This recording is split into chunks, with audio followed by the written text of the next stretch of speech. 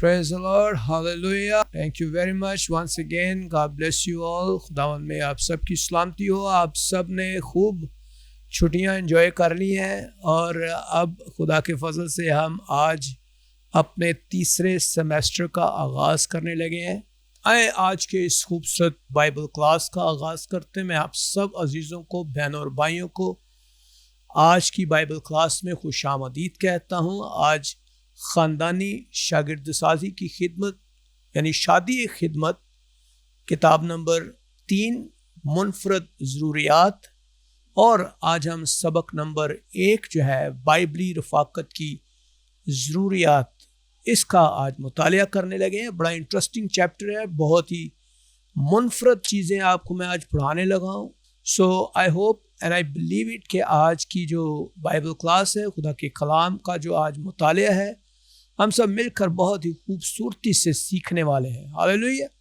सो आप इन तमाम वीडियोस को यूट्यूब के ऊपर भी देख सकते हैं, और अगर आप चाहते हैं कि आप आज की बाइबल क्लास को मज़ीद सीखें, आप इसी यूट्यूब चैनल के ऊपर जाकर मज़ीद बहुत सारे खूबसूरत मैसेजेस को और तालीमी मवाद को देख सकते हैं, सुन सकते हैं और बरकत पा सकते हैं। मेरे अजीज़ों, ये खुदा ने अपने जलाल के लिए इस मिनिस्ट्री को डेवलप किया है ताकि हम लोगों में खुदा के कलाम की खुशखबरी फैला सकें, बता सकें, और यही हमारा अव्वलीन फ़र्ज़ है और हमारा मिशन है। सो आज जिस किताब को हम स्टडी कर रहे हैं वो है किताब नंबर 3, और ये मुनफरद ज़रूरियात, और इसका सबक नंबर 1 है, और ये है बाइबली रफ़ाकत की ज़रूरियात। सो शादी खुदावन की एक अता करदा नहायत ही कीमती नेमत है, और उसका मुक़द्दस इरादा है। ये ना तो इंसान की पैदा करता है, ना ऐजाद करता है, ना ही मुआशरे की रवायात की, ना ही हुकूमतों या तहसीबों की कायम करदा रस्म है, बल्कि इसकी बुनियाद जो है ये खुदा ने तमाम तख्लीक़ात से पहले, यानी कि खुदा ने आलम तख्लीक के आगाज़ ही में रखी थी। और चूँकि शादी का बानी खुदा है, इसलिए सिर्फ उसी को ये इख्तियार हासिल है कि वो इसके मकसद, असूल और शोहरों और बीवियों की ज़िम्मेदारियों की वजाहत कर सके। सो आज दुनिया में बेशुमार मसीही ख़ानदान मुश्किलात में हैं, मायूसी में हैं, इख्तलाफ राय का शिकार है और इख्तलाफात का शिकार है। इसकी बुनियादी वजह उनकी अज़दवाजी ज़िंदगी कलाम मुक़द्दस की सच्चाइयों पर नहीं है, बल्कि इंसानी सोच के ऊपर है और दुनियावी फ़लसफ़ों के ऊपर है, ज़ाती ख्वाहिशात के ऊपर है, जज्बात के ऊपर और तवक्कुआत के ऊपर जो है वो कायम है।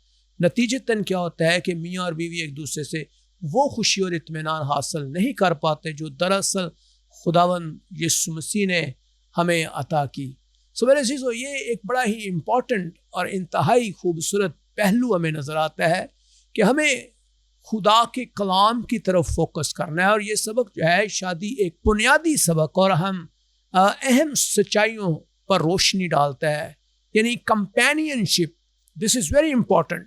رفاقت جو ہے یہ خدا نے ہمارے اندر رکھی ہے. خدا نے رفاقت کے لیے ہمیں پیدا کیا ہے. خدا ہی نے شوہر اور بیوی دونوں کے اندر ایسی منفرد ضروریات رکھی جو اس کی حکمت اور منصوبے کا حصہ ہیں. سو یہ ضروریات اتفاقاً پیدا نہیں ہوئی ہیں بلکہ خدا نے اپنی کامل مرضی سے انہیں تخلیق کیا ہے. لہٰذا ہر ایماندار شوہر ہے یا بیوی ہے اس کی ذمہ داری ہے کہ وہ مسیح کے نمونے کو جو ہے وہ فالو کرے اور اپنی شریک حیات کی ان ضروریات کو محبت، خدمت اور احسار کے ساتھ پورا کرے، کیونکہ ہمیں اکیلے نہیں بنایا گیا بلکہ ہمارے لیے ایک کمپینین کو ہمارے لیے تیار کیا گیا. سو ایوری ون آف اس، ہم شادی شدہ ہیں تو شوہر اور بیوی کی ذمہ داری ہے کہ ہم خداوند یسوع مسیح کو اگزامپل بناتے ہوئے اپنے شریک حیات کی تمام ضروریات کو محبت کے ساتھ، خدمت کے ساتھ اور احسار کے ساتھ پورا کریں. سو یہ سبق ہمیں یہ یاد دلاتا ہے کہ شادی صرف ایک قانونی معاہدہ نہیں ہے یا معاشرتی تعلق نہیں ہے بلکہ ایک روحانی خدمت ہے، منسٹری ہے، جس میں دو ایماندار مل کر خدا کی تمجید کرتے ہیں اور اس کی مرضی کی تکمیل کے لیے ایک دوسرے کی خدمت کرتے ہیں. سو بنیادی حقیقت یہ ہے کہ ازدواجی زندگی کی کامیابی جو ہے وہ انسانی حکمت، ذاتی تجربے یا جذبات پر نہیں ہے بلکہ خدا کے کلام کی فرمانبرداری اور اس کی قدرت پر انحصار کرنے سے حاصل ہوتی ہے. ہاللیلویا. سو اگر آپ شادی شدہ زندگی میں کامیاب ہونا چاہتے ہیں تو انسانی حکمت سے یا انسانی فلسفی سے، روایات سے یا پھر اپنی سائنس اور ٹیکنالوجی اور دنیا کے تجربات سے آپ کچھ نہیں کر سکتے. سو اس سبق کا جو مرکزی مضمون یہ ہے کہ خدا ہی نے شوہر اور بیوی دونوں کو منفرد طور پر پیدا کیا ہے اور دونوں کی رفاقتی ضروریات بھی منفرد ہیں اور صرف کلام مقدس ہی ان کی ضروریات کو سمجھنے اور پورا کرنے کی صحیح تلقین اور صحیح طریقہ ہمیں سکھاتا ہے. سو اس سبق کا جو مقصد یہ ہے کہ ہم اس سمجھ سکیں کہ شادی کا بانی اور خالق خدا ہے اور ہمیں اکیلے نہیں بنایا گیا. بائبلی رفاقت جو ہے، کمپینین شپ کی حقیقی مفہوم کو ہمیں جاننا ہے اور یہ پہچاننا ہے کہ شوہر اور بیوی دونوں کی ضروریات خدا کی طرف سے مختلف رکھی گئی ہیں. خود غرض سوچ جو ہے، خود غرضانہ تعلقات جو ہیں یا توقعات نقصان کا باعث بنتے ہیں.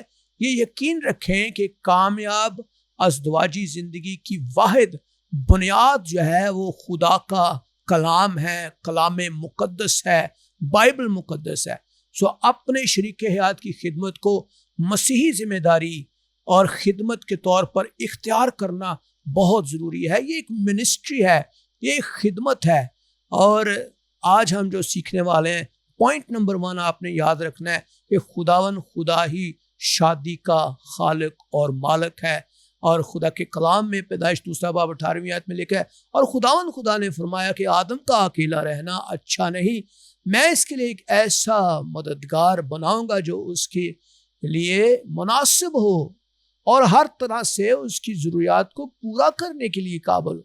سو اس کا مطلب یہ ہے کہ بائبل مقدس شادی کی تعلیم جو ہے نئے عہد نامے سے نہیں بلکہ بائبل مقدس پیدائش سے ہی شروع کرتی ہے. جب خدا نے آدم کو اور ہوا کو پیدا کیا تو اس وقت دنیا میں گناہ تو موجود نہیں تھا. ہر چیز کو بنانے کے بعد خدا نے کہا کہ یہ اچھا ہے، یہ خوبصورت ہے، یہ انتہائی یونیک ہے. لیکن پہلی مرتبہ اس نے آدم کے لیے کہا کہ آدم کا اکیلا رہنا اچھا نہیں ہے. اس کا مطلب ہے کہ اس وقت صرف خدا کو آدم کی اس تنہائی کی فکر تھی. آدم کے لیے کوئی کمپینین نہیں تھا، کوئی رفاقت کے لیے کوئی اس کی مانند شخصیت موجود نہیں تھی جس سے وہ اپنی جو ہے ذاتی معلومات کو شیئر کر سکے یا پھر اپنے لیے ایک کمپینین تلاش کر سکے، اپنی رفاقتی ضروریات کو پورا کر سکے۔ یہ اعلان اس بات کی طرف اشارہ کرتا ہے کہ انسان کو رفاقت کے لیے ہر وقت ایک شخص کی ضرورت ہے۔ تو خدا نے آدم کی تنہائی کو ختم کرنے کے لیے خدا نے اس کے لیے ہوا کو پیدا کیا اور اس کی مناسب مددگار پیدا کیا، ساتھی کے طور پر پیدا کیا، شریک حیات کے طور پر پیدا کیا۔ یہ حقیقت واضح کرتی ہے کہ شادی انسان کی ضرورت سے پہلے خدا کی منصوبے کا حصہ تھی۔ خدا انسان کی تمام ضروریات کو انسان سے بہتر جانتا ہے، اس لیے اس نے شادی کو انسان کی برکت اور اس کی خوشی اور اس کی تکمیل کے لیے قائم کیا ہے کہ شادی شدہ شخص جو ہے وہ کسی چیز کی کمی محسوس نہ کرے، اس کے پاس ایک بیوی ہو اور بیوی کے پاس ایک خاوند ہو، اور وہ اپنے تمام تر ازدواجی، جسمانی، روحانی اور جذباتی ضروریات ایک دوسرے کے ساتھ پوری کر سکے۔ کلام مقدس میں لکھا ہے مثال 18:22 میں، جس نے بیوی پائی اس نے تحفہ پایا، اس نے نعمت پائی اور خداوند کا فضل اس کے اوپر ہوا ہے۔ پر ایک دیندار شریک حیات خدا کا ایک عظیم گفٹ ہے، ایک عظیم نعمت ہے، نہ صرف زندگی گزارنے کا ذریعہ ہے بلکہ میں سوچتا ہوں کہ آپ کی زندگی کا ایک عظیم گفٹ وہ ہے۔ ہمیں ہر وقت اس بات کا احساس ہونا چاہیے کہ خداوند خدا ہی شادی کا خالق اور مالک ہے، وہ ممار ہے، وہ بانی ہے، اور شادی کا مقصد صرف انسان کی خوشی نہیں ہے بلکہ خدا کی تمجید کرنا ہے، خدا کی حمد کرنا ہے اور خدا کے نام کو جلال دینا ہے۔ خدا کی مرضی کے ذریعے کوئی ازدواجی زندگی مکمل کامیاب نہیں ہو سکتی ہے۔ ہمیشہ یاد رکھیں، انسانی فلسفہ کبھی بھی خدا کی حکمت کا متبادل نہیں ہو سکتا۔ چاہے آپ کوئی بھی کتاب پڑھ کے دیکھ لیں، کوئی بھی علم حاصل کر لیں، ازدواج کو بہتر کرنے کے لیے آپ کوئی بھی تھراپی کر لیں، آپ کبھی بھی اس وقت تک کامیاب نہیں ہو سکتے جب آپ خدا کی مرضی کے ساتھ ازدواجی زندگی نہیں گزاریں گے۔ خدا کی منصوبہ بندی ہمیشہ انسان کی سوچ سے بہت ہی بہتر ہے اور کامل ہوتی ہے۔ پوائنٹ نمبر 2 جو ہے وہ یہ ہے کہ میرج از اے منسٹری، شادی ایک روحانی خدمت ہے۔ بائبل مقدس کی ایک خوبصورت آیت ہمیں بیان کرتی ہے افسیوں 5:25 کے اندر، اے شوہرو اپنی اپنی بیویوں سے محبت رکھو جیسے مسیح نے کلیسیا سے محبت کر کے اپنے آپ کو اس کے لیے قربان کیا، موت کے حوالے کر دیا۔ کلام ہمیں اسٹریٹ فارورڈ کہہ رہا ہے کہ اپنی بیوی سے محبت کرو جیسے مسیح نے کلیسیا کے ساتھ محبت کی ہے۔ اور ایسے ہی ہم پہلا کرنتھیوں 13واں باب اس کی 4 آیت سے 8ویں آیت تک ہم دیکھتے ہیں کہ محبت کے تعلق سے خدا کا بندہ پالوس بیان کرتا ہے، محبت صابر ہے، مہربان ہے، حسد نہیں کرتی ہے، شیخی نہیں مارتی ہے، پھولتی نہیں ہے۔ کلام جو ہے یہ بڑا ہی واضح ہے کہ شادی ایک روحانی خدمت ہے، اور جیسے ابن آدم جب اس دنیا میں آیا تو وہ خدمت لینے نہیں بلکہ خدمت کرنے کے لیے آیا تاکہ بتیروں کے لیے اپنی جان کا فدیہ دے۔ دنیا کی نظر میں شادی ایک ایسا تعلق ہو سکتا ہے جہاں 2 لوگ اپنی خوشی اور آرام اور ذاتی خواہشات پوری کرنے کے لیے ایک دوسرے کے ساتھ زندگی گزاریں، لیکن بائبل مقدس شادی کی ایک بالکل مختلف تصویر پیش کرتی ہے، اور خداوند خدا کے نزدیک شادی صرف ایک رشتہ نہیں ہے بلکہ ایک روحانی خدمت ہے۔ دس از اے منسٹری، اور ایک خدمت کا نام ہے۔ جس طرح ایک خادم اپنے مالک کی خدمت کرتا ہے، چرواہا اپنی بھیڑوں کی دیکھ بھال کرتا ہے، مسیح نے اپنی کلیسیا کے لیے اپنی جان دی، اسی طرح شوہر اور بیوی ایک دوسرے کی خدمت کے لیے ہی پیدا کیے گئے ہیں اور خدمت کرنے کے لیے بلائے گئے ہیں۔ اس لیے ایک کامیاب شادی کی بنیاد یہ سوال نہیں ہے کہ میرا شوہر یا میرا شریک حیات میرے لیے کیا کر رہا ہے، بلکہ اس کا مطلب یہ ہے کہ میں اپنے شریک حیات کے لیے خدا کی مرضی کے مطابق کیا کر رہا ہوں۔ جب دونوں میاں بیوی خدمت کرنے والے بن جاتے ہیں تو محبت، امن، خوشی، برکت خود بخود گھر کے اندر آنا شروع ہو جاتی ہے اور ظاہر ہو جاتی ہے۔ ہاللیلویا۔ سو لفظ خدمت جو ہے یہ بڑا ہی ضروری اور سمجھنے والا ہے کہ صرف کلیسیا میں منادی کرنا، عبادت کرنا یا چرچ جانا یہ خدمت نہیں ہے، بلکہ بائبل کے مطابق خدمت کا مطلب ہے دوسروں کی محبت، فروتنی، قربانی، وفاداری کے ساتھ دیکھ بھال کرنا، دوسروں کی دیکھ بھال کرنا جو آپ کو بخشے گئے ہیں، جو آپ کے ساتھ کنیکٹڈ ہیں۔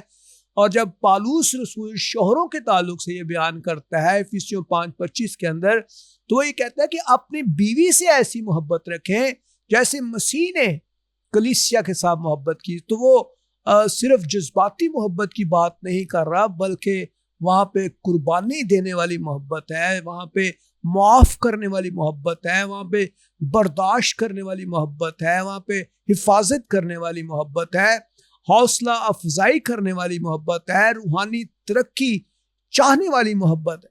سو یہی وہ محبت ہے جو مسیح نے صلیب پر ظاہر کی ہے، اور اس کا ایک ایگزامپل ہمیں خدا یسوع مسیح کی زندگی سے ملتا ہے۔ سو اسی طرح بیوی کو بھی یہ حکم ہے کہ وہ اپنے شوہروں کا احترام کریں، تابع رہیں، اس کی مددگار بنے اور اس کی زندگی میں خدا کی نعمت بنے۔ ہاللیلویا۔ سو دونوں مل کر ایک دوسرے کی خدمت کریں، اور یہی حقیقی بائبل کی شادی ہے۔ اسی بائبلی شادی کو ہی ہم جو ہے شادی شدہ زندگی کہتے ہیں، میرج لائف کہتے ہیں۔ سو مسیح ہمارے لیے ایک کامل ایگزامپل ہے، مثال ہے۔ خدا یسوع مسیح نے کبھی یہ نہیں فرمایا کہ پہلے لوگ میری خدمت کریں پھر میں ان کو محبت کروں گا۔ میرے خیال میں خدا یسوع مسیح نے کہا کہ ابن آدم اس لیے آیا کہ وہ خدمت کرے، مرکز 10:45 میں لکھا۔ اور یہی مسیحی شادی کا ایک بنیادی اور اہم اور پہلا اصول ہے کہ آپ نے اپنی بیوی کے ساتھ یا اپنی بیوی کی خدمت کرنی ہے، شوہر کی خدمت کرنی ہے۔ سو شوہر یہ نہ سوچے کہ میری بیوی پہلے مطلب خدمت کرے گی تو پھر میں اس سے محبت کروں گا، یا بیوی یہ پہلے کہے کہ بھی میرا شوہر میری خواہشات کو پہلے پورا کرے گا تب میں اس کا احترام کروں گی، تابع ہوں گی، بلکہ دونوں کو مسیح کی مانند خدمت کرنے کا انتخاب کرنا ہے۔ سو دس از ویری امپورٹنٹ، جو آج کا امپورٹنٹ جو چیپٹر ہے جس کے اوپر میں آج بات کر رہا ہوں۔ سو پہلا کرنتھیوں 13واں باب جو ہے وہ ازدواجی محبت کی ایک بڑی خوبصورت مثال ہمیں نظر آتا ہے۔ سو پالوس رسول محبت کی جو تعریف بیان کرتے ہیں وہ ہر شوہر اور بیوی کے لیے روزانہ کا ایک معیار ہونا چاہیے، ڈیلی ایوری ڈے روٹین ہونی چاہیے۔ آپ کی محبت کیسی ہے؟ اس میں صبر ہے، اس میں مہربانی ہے، اس میں حسد تو نہیں ہے، اس میں اپنی بڑائی تو نہیں ہے، غرور تو نہیں ہے، بدتمیزی، بد زبانی، بد کلامی تو نہیں ہے، گالی گلوچ تو نہیں ہے، اپنی بھلائی تو نہیں چاہتی، جلد غصے میں تو نہیں آ جاتی، جھنجھلا تو نہیں جاتی، جلد آپے سے باہر ہو جانا، بہت جلدی غصے میں آ جانا، تکبر سے بھر جانا، برائی کا حساب لینا اور مقابلہ بازی کرنا، تنقید کرنا۔ میں سوچتا ہوں یہ ساری چیزیں جو ہے یہ وہ چیزیں ہیں جو آج ہمارے معاشرے میں شادی شدہ زندگی میں کم ہوتی چلی جا رہی۔ سو سچائی سے کیا خوش ہوتی ہے، سب کچھ وہ برداشت کر رہی ہے، ہر حال میں ایمان رکھتی ہے، کیا یہ ساری چیزیں ہمیشہ قائم ہیں؟ ہمیں امید رکھتی ہے؟ کیا ایسی محبت ہمیشہ امید رکھنے والی محبت ہے، ثابت قدم رہتی ہے؟ یہی وہ محبت ہے جس میں ایک مسیحی گھرانہ جو ہے وہ مضبوط رہتا ہے اور مضبوطی کی طرف بڑھتا ہے۔ سو میرے عزیزو یہ بہت امپورٹنٹ چیزیں ہیں جو آج ہم سیکھ رہے ہیں۔ سو ازدواجی زندگی بھی بالکل ایسی ہی ہے۔ اگر شوہر صرف اپنی خواہشات پوری کرتا ہے، بیوی صرف اپنی ضروریات کے بارے میں سوچتی ہے، تو گھر میں اختلاف بڑھتا چلا جاتا ہے۔ اور جب دونوں مسیح کی مانند خدمت کرنا سیکھنا شروع کرتے ہیں تو ان کا گھر محبت سے بھر جاتا ہے، امن سے بھر جاتا ہے، برکت کا مرکز بن جاتا ہے۔ سو میرے عزیزو، ہمیں روحانی طور پر اس ریالٹی کو فیس کرنا ہے۔ روحانی حقیقت یہ ہے کہ شوہر اور بیوی ایک دوسرے کی خدمت کے لیے پیدا کیے گئے ہیں۔ دراصل وہ صرف اپنے شریک حیات کی خدمت نہیں کر رہے ہوتے، بلکہ خداوند کی فرما برداری کر رہے ہوتے ہیں۔ خداوند نے ان کو اسی کام کے لیے جوڑا ہے۔ تو خدا نے ان کی محبت، قربانی اور وفاداری کو دیکھا ہے اور انہیں اپنی برکت سے نوازا ہے۔ اسی لیے شادی صرف دو انسانوں کا تعلق نہیں ہے، بلکہ اس میں تین ہستیاں انوالو ہے۔ ایک تو شوہر ہے، دوسرا بیوی ہے، اور تیسرا خداوند خدا ہے۔ ہاللیلویا۔ سو جب خدا اس تعلق کا مرکز بن جاتا ہے تو محبت کمزور نہیں پڑتی، بلکہ روز بروز بڑھتی چلی جاتی ہے اور ہمارا گھر خوبصورت بنتا چلا جاتا ہے۔ سو ہمیں غور کرنا ہے، کیا ہم اپنی شریک حیات کی ذمہ داریوں کو سمجھتے ہیں، پورا کرتے ہیں؟ کیا میری محبت مسیح جیسی قربانی دینے والی محبت ہے؟ کیا میں اپنے شریک حیات کی خدمت خوشی سے کرتا ہوں یا مجبوری سے کرتا ہوں؟ کیا میری زندگی میں پہلا کرنتھیوں 13واں باب کی محبت کی جھلک نظر آتی ہے؟ اگر آج مسیح میرے گھر میں رہتے ہیں تو کیا وہ میری ازدواجی زندگی سے خوش ہوں گے؟ سو یہ ساری چیزیں جو ہے نا آج آپ کے سامنے ہیں۔ سو اس سبق سے ہم نے بہت امپورٹنٹ چیزیں سیکھی ہیں۔ شادی ایک روحانی خدمت ہے، مسیح ہمارا کامل نمونہ ہے۔ محبت صرف جذبات نہیں بلکہ ایک عمل ہے، ایکشن ہے۔ خود غرضی شادی کو کمزور کرتی ہے۔ سو بائبل مقدس کے اندر چند ایک حوالہ جات ہم دیکھ سکتے ہیں۔ افیسیوں 5:25 میں لکھا ہے، آئے شوہروں اپنی بیویوں سے محبت رکھو۔ شوہروں کے لیے یہ حکم ہے، اور ایسے ہی مسیح کی اگزامپل دیتے ہوئے کہا گیا کہ مسیح نے جیسے کلیسیا سے محبت کی ویسے ہی تم نے اپنی بیوی سے بھی محبت کرنی ہے۔ اور جیسے میں نے پہلے کہا کہ مرکز 10:45 کا حوالہ کہ خداوند یسوع مسیح جو ابن آدم ہے وہ خدمت لینے نہیں بلکہ خدمت کرنے آئے ہیں۔ سو پوائنٹ نمبر 4 جو آج ہم سیکھنے والے ہیں وہ ہے کلام مقدس کامیاب ازدواجی زندگی کی واحد بنیاد ہے۔ جو اس چیپٹر میں ہم سیکھ رہے ہیں کہ کلام مقدس یعنی بائبل مقدس ہی واحد وہ کتاب ہے جو کامیاب ازدواجی زندگی کی واحد اور اکلوتی بنیاد ہے۔ یوحنا 17:17 میں لکھا ہے، انہیں سچائی کے وسیلے سے مقدس کر، تیرا کلام سچائی ہے۔ سو ہمیں کلام کو ہی سہارا بنانا ہے، کلام ہی ہمارا واحد وسیلہ ہے، سورس ہے۔ مثال 3 میں لکھا ہے، اپنے سارے دل سے خداوند اپنے خدا پر توکل رکھ، اپنے فہم پر تکیہ نہ کر، اپنی سب راہوں میں اس کو پہچان، وہ تیری رہنمائی کرے گا۔ اور یسایہ 55 کے اندر ہم دیکھتے ہیں خدا کے کلام میں لکھا ہے کہ میرے خیال تمہارے خیال نہیں ہے اور نہ ہی تمہاری راہیں جو ہیں وہ میری راہیں ہیں۔ خدا فرماتا ہے کیونکہ جس قدر آسمان زمین سے بلند ہے اسی قدر میری راہیں تمہاری راہوں سے اور میرے خیال تمہارے خیالوں سے بلند ہے۔ سو ہر مضبوط بنیاد جو ہے، عمارت جو ہے ایک مضبوط بنیاد کے اوپر کھڑی ہوتی ہے۔ اگر بنیاد کمزور ہوگی تو عمارت خود بخود کمزور ہو جاتی ہے، اور خواہ وہ کتنی ہی خوبصورت کیوں نہ ہو، ایک گھر جو ہے وہ اس کی مضبوطی کی واحد اکلوتی جو گارنٹی ہے وہ اس کی بنیاد ہے۔ سو اسی طرح شادی کی کامیابی صرف محبت، جذبات یا باہمی سمجھ بوجھ پر منحصر نہیں ہے، بلکہ اس کی بنیاد جو ہے وہ خدا کے کلام کے اوپر ہے۔ خدا کا کلام بائبل مقدس۔ سو بائبل مقدس ہی وہ واحد بنیاد ہے جس پر ایک مضبوط، پائیدار اور خدا کو جلال دینے والی ازدواجی زندگی تعمیر ہوتی ہے۔ اگر شوہر اور بیوی اپنی زندگی کو انسانی فلسفوں میں، معاشرتی نظریات یا ذاتی احساسات پر قائم کرے تو انہیں مایوسی اور ناکامی کا سامنا کرنا پڑے گا، لیکن اگر وہ اپنی زندگی کو خدا کے کلام پر استوار کریں گے تو وہ روحانی ترقی، امن اور برکت کا خوبصورت تجربہ حاصل کریں گے۔ سو میرے عزیزو، بائبل مقدس جو ہے وہ ہماری سچائی ہے۔ جیسے میں نے حوالہ پڑھا کہ انہیں سچائی کے وسیلے سے مقدس کر، تیرا کلام سچائی ہے۔ سو لفظ مقدس کرنے کا مطلب ہے کسی شخص کو گناہ سے علیحدہ کرنا، خدا کی مرضی کے لیے مخصوص کرنا۔ سو یہ آیت ہمیں سکھاتی ہے کہ تبدیلی انسان کی کوشش سے نہیں آتی ہے، بلکہ خدا کے کلام کے ذریعے سے ہمیں نظر آتی ہے۔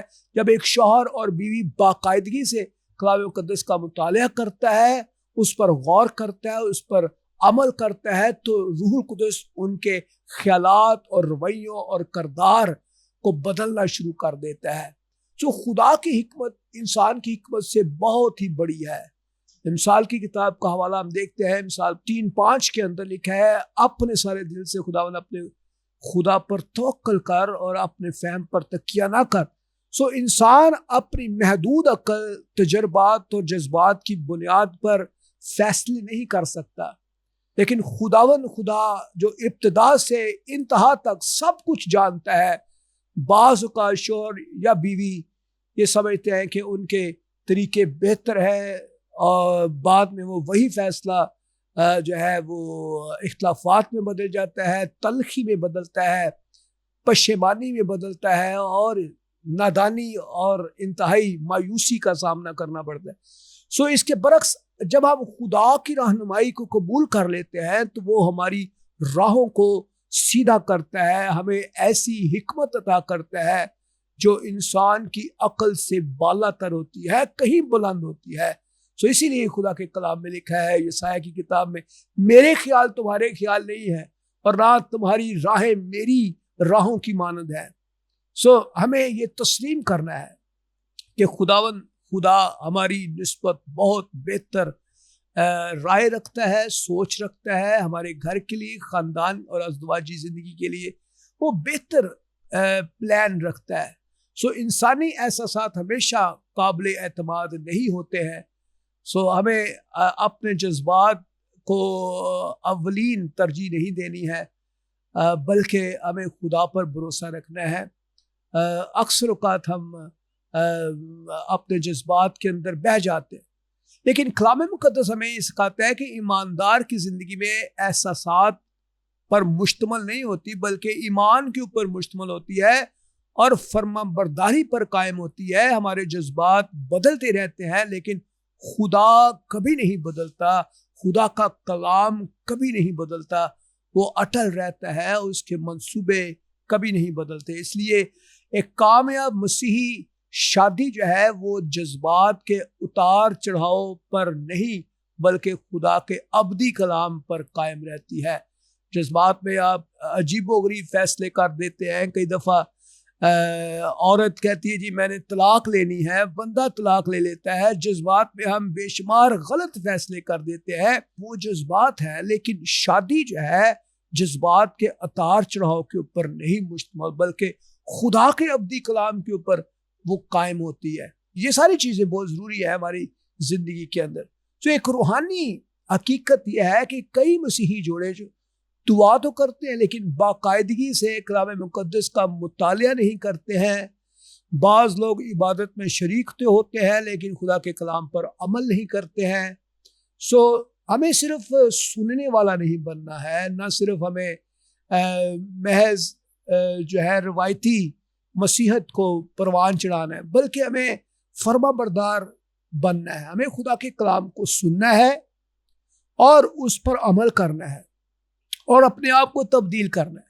سو جس گھر میں روزانہ خدا کا کلام پڑھا جائے گا، اس پر غور کیا جائے گا، اس کے مطابق زندگی گزارنے کی کوشش کی جائے گی، وہاں روح القدس جو ہے محبت، خوشی، اطمینان، معافی، صبر، حلم اور اتحاد کو پیدا کر دیتا ہے، اور اس سے ہماری زندگیاں بہت خوبصورت بن جاتی ہیں۔ سو آپ ذرا غور کریں، کیا آپ کی ازدواجی زندگی کی بنیاد بائبل مقدس خدا کا کلام ہے یا آپ کے جذبات ہیں؟ کیا میں روزانہ خدا کے کلام کا مطالعہ کرتی ہوں؟ کیا میں اختلاف کے وقت خدا کی حکمت کو ڈھونڈتا ہوں یا اپنی رائے پر ہی انحصار کرتا ہوں؟ کیا میرا گھر خدا کے کلام کی تعلیمات کے مطابق چل رہا ہے؟ کیا میں اپنے شریک حیات کے ساتھ مل کر دعا کرتا ہوں، کرتی ہوں، کلام مقدس کا مطالعہ کرتا ہوں؟ یہ بہت ضروری اور انتہائی اہم چیزیں ہیں۔ اگر شوہر اور بیوی روزانہ چند منٹس یا کچھ لمحات دعا میں اکٹھے گزارتے ہیں، بائبل مقدس کا مطالعہ کرتے ہیں، گفت و شنید کرتے ہیں، ان کے درمیان روحانی اتحاد پیدا ہوتا ہے۔ جب اختلاف پیدا ہو تو اپنے دلیل پیش کریں اور یہ سوال کریں اس مسئلے کے بارے میں خدا کا کلام کیا بیان کرتا ہے۔ خدا کے خادموں سے آپ پوچھ سکتے ہیں، اور اسی طرح جھگڑوں کو ختم کرنے کے لیے آپ فروتنی کو اختیار کر سکتے ہیں۔ ایک طالب علم کی حیثیت سے ہمیں کیا عملی سبق ملتا ہے؟ ہمیں سبق نمبر 1 یہ ملتا ہے کہ بائبل مقدس جو ہے ازدواجی زندگی کی واحد بنیاد ہے، معیار ہے، اور کامل معیار وہ ہے۔ ہر فیصلہ، ہر رویہ، ہر تعلق خدا کے کلام کے مطابق ہونا چاہیے۔ خدا کی حکمت انسانی حکمت سے بہت بالا تر ہے۔ ہمیں اپنی حکمت، اپنی عقل کی بجائے خدا پر بھروسہ رکھنا ہے۔ احساسات تو بدلتے رہتے ہیں لیکن خدا کا کلام ہمیشہ قائم رہتا ہے۔ اس لیے ایمان کی بنیاد جذبات نہیں بلکہ سچائی پر ہونی چاہیے۔ فرما برداری روحانی تبدیلی کو لے کر آتی ہے۔ صرف کلام سننا ہی کافی نہیں ہے، اس پر عمل کرنا بھی بہت ضروری ہے۔ ہاللیلویا۔ پوائنٹ نمبر 5 جو ہے وہ یہ ہے کہ جو خاندان کلام مقدس کو اپنی بنیاد بناتا ہے وہ آزمائشوں میں مضبوط کھڑا رہتا ہے، اور یہ بہت ضروری ہے کیونکہ آزمائشیں تو ہماری زندگی کا حصہ ہیں اور وہ آتی ہیں، لیکن جو خاندان جو ہے وہ خدا کے کلام کے اوپر کھڑا ہے اس کو کوئی گرا نہیں سکتا۔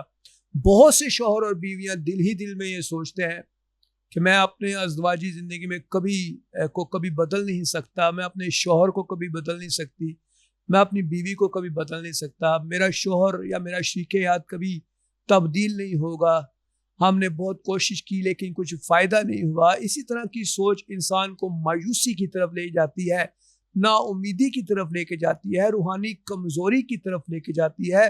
لیکن اس چیپٹر کے اندر ہم یہ سیکھ رہے ہیں کہ ہمیں روحانی حقیقت کو جاننا ہے۔ خدا کبھی بھی اپنے بچوں کو ایسا حکم نہیں دیتا جس پر عمل کرنے کی قوت اور قدرت ان کے پاس نہ ہو۔ خدا نے ہمیں وہ سب کچھ دیا ہے جو ہم کر سکتے ہیں، جس کی کرنے کی اہلیت ہمیں خدا نے دی ہے، اور خدا کبھی بھی ہمیں اکیلا نہیں چھوڑتا۔ اگر خدا ہمیں محبت کرنے، معاف کرنے، خدمت کرنے، صبر کرنے، ایک دوسرے کی ضروریات کو پورا کرنے کا حکم دے رہا ہے تو وہ ہمیں یہ سب کرنے کی قوت عطا کرتا ہے اور قدرت دیتا ہے۔ مسیحی زندگی انسانی طاقت سے نہیں چلتی ہے بلکہ روح القدس کی قدرت سے گزاری جا سکتی ہے۔ میں آپ کو بارہا یہ بات کہہ چکا ہوں کہ آپ اپنے طور پر کبھی کامیاب نہیں ہو سکتے۔ خدا کا خادم جو ہے، خدا کا بندہ پالوس جو ہے، وہ افسیوں کے خط میں اس عظیم قدرت کا ذکر کرتا ہے جس نے یسوع مسیح کو مردوں میں سے زندہ کیا ہے۔ یہ کوئی عام علامت نہیں ہے، یہ وہی الہی قدرت ہے جو آج بھی ہر ایماندار کی زندگی میں کام کر رہی ہے۔ اس کا مطلب یہ ہے کہ جو خدا مردوں کو زندہ کر سکتا ہے وہ ٹوٹے ہوئے رشتوں کو بھی بحال کر سکتا ہے، سخت دلوں کو بھی نرم کر سکتا ہے، زخمی تعلقات کو بھی شفا دے سکتا ہے، محبت کو دوبارہ زندہ بھی کر سکتا ہے۔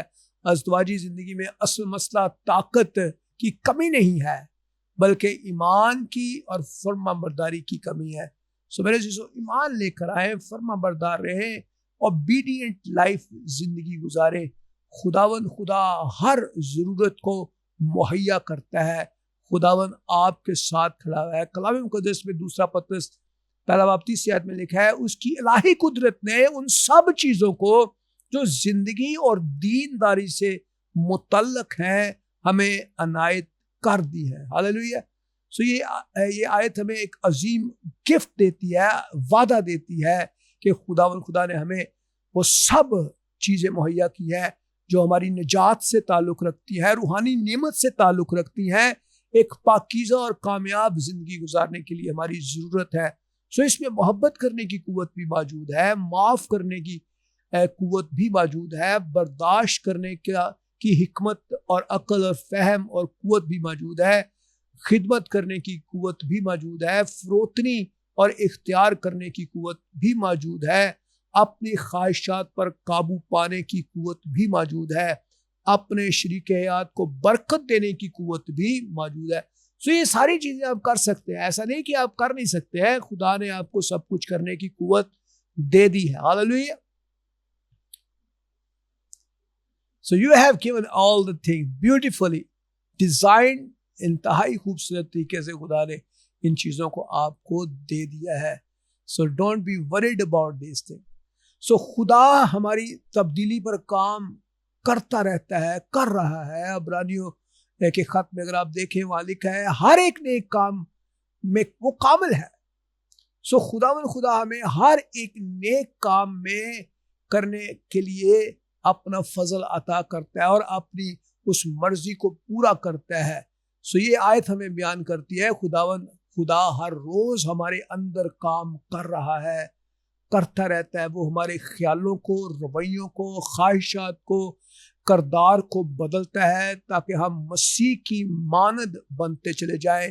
لہٰذا ایک کامیاب شادی صرف شریک حیات کو بدلنے کی کوشش نہیں ہے, بلکہ پہلے خود اپنے آپ کو تبدیل کرنا ہے, خدا کے سپرد کرنا ہے, ہمیں تابعداری اختیار کرنی ہے, اپنے رویوں کو, خیالات کو خدا کے تابع کرنا ہے.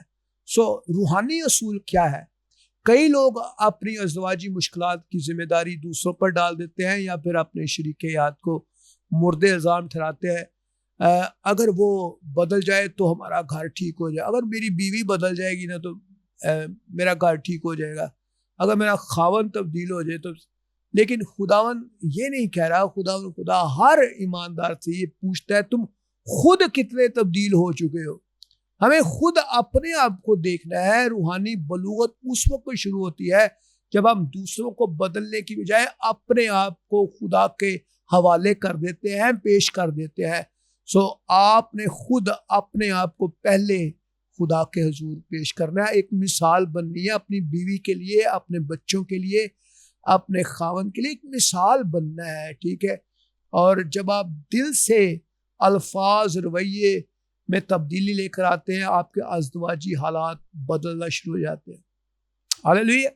سو ہمیں اپنے آپ کو تبدیل کرنا ہے. خدا کا بندہ پالوس جو ہے وہ بیان کرتا ہے ایک وقت میں جلد باز, خوف زدہ اور کمزور شخص تھا وہ, اور وہ انتہائی خوف کے عالم میں تھا, انتہائی جذباتی تھا اور کمزور تھا. لیکن جب روح القدس اس کی زندگی میں آتا ہے تو وہ ہزاروں لوگوں کو یسوع مسیح کے پاس لانے کا سبب بنتا ہے. آپ دیکھیں پطرس کے بارے میں خدا کا کلام بیان کرتا ہے کہ پطرس رسول جو ہے وہ خداوند یسوع مسیح کا بڑا ہی ایکٹیو ڈسائپل تھا, بڑا ہی ایکٹیو رسول تھا, لیکن وہ جلد باز تھا, خوف زدہ تھا, کمزور تھا. لیکن جب روح القدس اس کے اندر آ جاتا ہے وہی شخص جو ہے وہ ہزاروں کو یسوع مسیح کے پاس لانے کا سبب بنتا ہے. سو خدا ایک انسان کو لیتا ہے, اس کی ویلیو کو چینج کر دیتا ہے. وہ ایک شخص, ایک شوہر, ایک بیوی کو, ایک پورے خاندان کو بھی تبدیل کر سکتا ہے. سو غور کرنے کی بات ہے, کیا آپ اپنی زندگی میں خدا پر بھروسہ کرتے ہیں, خدا کی قدرت پر؟ کیا آپ یقین رکھتے ہیں کہ خدا میری ازدواجی زندگی کو بدل سکتا ہے؟ کیا آپ یہ یقین رکھتے ہیں کہ آپ کا شریک حیات تبدیل ہو سکتا ہے؟ آپ صرف شکایت کرنے کی بجائے آپ دعا کرنا شروع کریں. کیا میں روزانہ روح القدس کی رہنمائی مانگتا ہوں؟ میری زندگی کا کون سا حصہ ابھی تک خدا کے سپرد نہیں ہے؟ غور کریں. And what you have to do, action plan کیا ہے؟ جب بھی آپ کو اپنے شریک حیات سے محبت کرنے میں مشکل محسوس ہو فوراً دعا کریں, اے خداوند میں اپنی طاقت سے نہیں یہ کر سکتا, لیکن روح القدس کے وسیلے سے جو مجھے قوت بخشتا ہے میں کر سکتا ہوں. اور خدا کا پاک روح آپ کو وہ محبت عطا کرے گا، وہ الفاظ دے گا، وہ احساسات دے گا، وہ جذبات دے گا جو آپ کی بیوی اور آپ کے خاوند کے لیے بہت ہی خوبصورت ہوں گے۔ اسی طرح اگر آپ معاف کرنا آپ کو مشکل لگتا ہے تو میں سوچتا ہوں خدا کی قدرت پر بھروسہ کریں اور اسی سے ہی آپ آگے بڑھ سکیں گے۔ ہر روز بائبل مقدس کا مطالعہ کریں، دعا کریں، روح القدس کی رہنمائی کے ذریعے سے اپنی روحانی زندگی کو مضبوط کرتے چلے جائیں۔ اینڈ ناؤ پوائنٹ نمبر 6 جو ہے آج اس چیپٹر کے اندر ہم دیکھتے ہیں کہ خود غرضانہ توقعات بائبلی رفاقت کو تباہ کر دیتی ہے۔ جب آپ سیلفش مائنڈڈ ہوتے ہیں، آپ ہمیشہ اپنی ذات کو، اپنے پیسے کو، اپنے خوشی کو، اپنی تمام تر چیزوں کو ہمیشہ پوزیسو ایٹیٹیوڈ کے ساتھ زندگی گزارتے ہیں، تو وہ آپ کی رفاقت کی جو بائبلی رفاقت کو ہے وہ تباہ کر دیتی ہیں، اور آپ کی بیوی اور آپ کے خاوند کے ساتھ آپ کی جو کمپینینشپ جو ہے اس کو ڈسٹرب کرتی ہیں۔ خدا کے کلام میں یرمیہ کی کتاب میں لکھا ہے دل سب چیزوں سے بڑا ہیلے باز اور لا علاج ہے۔ دل جو ہے اس کو صرف خدا ہی جانچتا ہے، اور ہر شخص کی روش کے مطابق خدا اس کو بدلہ دیتا ہے۔ اور یوحنا کی انجیل میں لکھا ہے اگر تم میرے حکموں پر عمل کرو گے تو میری محبت تم میں قائم رہے گی۔ یہ باتیں میں تم سے اس لیے کہتا ہوں کہ میری خوشی تم میں پوری ہو اور تمہاری خوشی پوری ہو جائے۔ کلام مقدس میں لکھا ہے مانگو تو تم کو دیا جائے گا اور ڈھونڈو گے تو پاؤ گے۔ ازدواجی زندگی میں پیدا ہونے والے بیشتر اختلافات جو ہیں ان کی جڑ آپ کے رویے ہیں، آپ کی گفتگو ہے، اور خود غرضانہ تعلقات اور توقعات ہیں، ایسی ایکسپیکٹیشن جس کا تعلق اور محور آپ کی ذات ہے، آپ کی خوشی ہے، آپ کے تعلقات ہے، یہ ساری چیزیں جو ہیں جن کے اوپر بیس کرتی ہیں۔ بہت سے شوہر اور بیویاں اپنی خوشی کو اپنے شریک حیات کے رویے سے وابستہ کر لیتے ہیں۔ وہ یہ سوچتے ہیں کہ اگر میرا شوہر بدل جائے گا تو میں خوش ہو جاؤں، اگر میری بیوی میری تمام خواہشات پوری کرے گی تو میرا گھر خوشحال ہو جائے گا۔ یہ سوچ ازدواجی مسائل کی اصل وجہ ہے۔ کلام مقدس ہمیں سکھاتی ہے کہ ہماری حقیقی خوشی کا سرچشمہ ہمارا شریک حیات نہیں ہے بلکہ خداوند یسوع مسیح ہے۔ ہاللیلویہ۔ جب انسان اپنی خوشی کا مرکز خدا کی بجائے کسی انسان کو بنا لیتا ہے تو وہ مایوسی کا تجربہ کرتا ہے، اس کے منہ میں شکایات ہوتی ہیں، تلخی اس کے اندر نظر آتی ہے۔ خدا کا بندہ یرمیہ یہی بیان کرتا ہے دل جو ہے وہ سب چیزوں سے بڑھ کر ہیلے باز ہے اور لا علاج ہے۔ یہ آیت ہمیں بیان کرتی ہے کہ انسان کی گناہ آلودہ فطرت جو ہے وہ سب کچھ کو ظاہر کرتی ہے، اور اکثر یہ سمجھتے ہیں کہ ہمیں معلوم ہے کہ ہمیں کسی چیز کی ضرورت ہے، لیکن حقیقت میں ہمارا دل ہمیں دھوکہ دے سکتا ہے۔ اس لیے ہمیں ہمیشہ خدا کے کلام کی طرف دیکھنا ہے، خدا کے خادموں سے ہمیں کاؤنسلنگ لینی ہے، مشاورت لینی ہے، اور ایک دوسرے کی خواہشات کے مطابق خدا کی حکمت کا سہارا لینا ہے۔ ہاللیلویہ۔ حقیقی خوشی کہاں سے ملتی ہے؟ خداوند یسوع مسیح نے کہا اگر تم میرے حکموں پر عمل کرو گے تو تمہاری خوشی پوری ہو جائے گی۔ اگر ہم خداوند کے حکموں پر غور کرتے ہیں تو ہماری خوشی پوری ہو جاتی ہے، اور یقین جانیں یہ خوشی دنیا نہیں دے سکتی۔ خدا کا اطمینان آپ کے اندر آ جاتا ہے اور آپ کی زندگی میں خوشی اور تسلی اور اطمینان آتا ہے۔ یہ ہماری زندگی کا ایک اہم اور بنیادی اصول ہے۔ شادی میں خود غرضی کی علامات کیا ہیں؟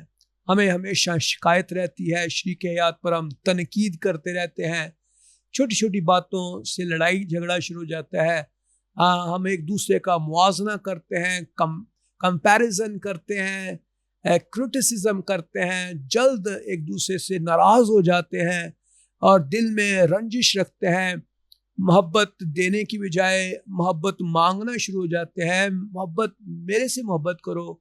हम ये कहते हैं खिदमत करने की बजाय हम खिदमत की तवक्को करना शुरू हो जाते हैं। ये सारे रवैये बाइबली मोहब्बत के ख़िलाफ़ काम कर रहे होते हैं। सो बाइबल की मोहब्बत क्या करती है? बाइबल की मोहब्बत जो है हमारे अंदर सब्र को लेकर आती है, मेहरबानी को लेकर आती है, अपना फ़ायदा नहीं चाहती है, बदगुमानी नहीं चाहती है, बुराई का हिसाब नहीं रखती है, बल्कि क्या करती है, उसके अंदर जो है इख्तलाफात नहीं है, बल्कि खुशी और इत्मीनान है। हालेलुया। सो हमें इन तमाम रूहानी असूलों को समझने की ज़रूरत है। खुदा ने शादी इसीलिए कायम की कि हम अपनी ख्वाहिशात को पूरा कर सकें, बल्कि हमें एक दूसरे के साथ हमें खिदमत के जज्बात को कायम रखना है। यही बाइबली रफ़ाकत का एक बुनियादी और असल मकसद है कि हम खिदमत करते हुए मसीह की मानद बने। सो आप गौर करें, क्या मेरी खुशी का इन्हिसार खुदा पर है, मेरे शरीक हयात पर तो नहीं है? क्या मेरी तवक्कुआत बाइबल के मुताबिक है, खुद गर्जाना तो नहीं है? क्या मैं दूसरों को बदलने की कोशिश करता हूँ, या पहले मैं अपने आप पर काम करता हूँ, फोकस करता हूँ? क्या मैं अपने शरीक हयात की कमज़ोरियों के बावजूद उससे मोहब्बत करता हूँ? क्या मेरी ज़िंदगी में मसीह जैसी फ़रोख्ती और ख़िदमत का जज्बा मौजूद है? तो हर रोज़ अपने शरीक हयात के लिए दुआ करें, ना सिर्फ उसकी तब्दीली के लिए बल्कि अपनी तब्दीली के लिए भी दुआ करें। अपने शरीक हयात से सवाल पूछें, आज मैं आपके लिए क्या कर सकता हूँ, क्या कर सकती हूँ? अपनी तवक्कुआत के लिए एक लंबी फहरिस्त बनाएं, उसे खुदा के कलाम की मुकद्दस रोशनी के अंदर जांचें, शिकायत करने की बजाय शुक्रगुजारी करना शुरू करें। मोहब्बत को एहसास नहीं बल्कि रोज़ाना के अमल के तौर पर इख्तियार करें। That is the main and basic points जो आज के इस चैप्टर में हमने सीखा है। याद रखें, दिल जो है वो सबसे बड़ा हीलेबाज और लाइलाज है। दिल ही से सब कुछ शुरू होता है। सो दुनियावी फलसफों से होशियार रहें, कलाम मुक़द्दस को अपनी रहनुमाई बनाएं। दुनिया में भी बहुत सारी फ़िलासफ़ीज़ हैं, खबरदार रहें। कलाम मुक़द्दस में कुलसी 2:8 में लिखा है, कोई शख्स फ़लसफ़ा या लाहासिल फ़रेब के ज़रिए से तुमको शिकार ना करे जो आदमियों की रवायात और दुनिया की इब्तदाई असूलों के मुआफ़िक हों, ना कि मसीह के मुआफ़िक। सो हमें दुनिया की फ़िलासफ़ीज़ को फॉलो नहीं करना बल्कि खुदा के कलाम के ऊपर अमल करना है। सो आई होप कि आज का ये चैप्टर आप सब के लिए बाइस से बरकत बना होगा। आप सब ने आज के इस चैप्टर से बड़ी बरकत को रिसीव किया है। So thank you once again and God bless you all.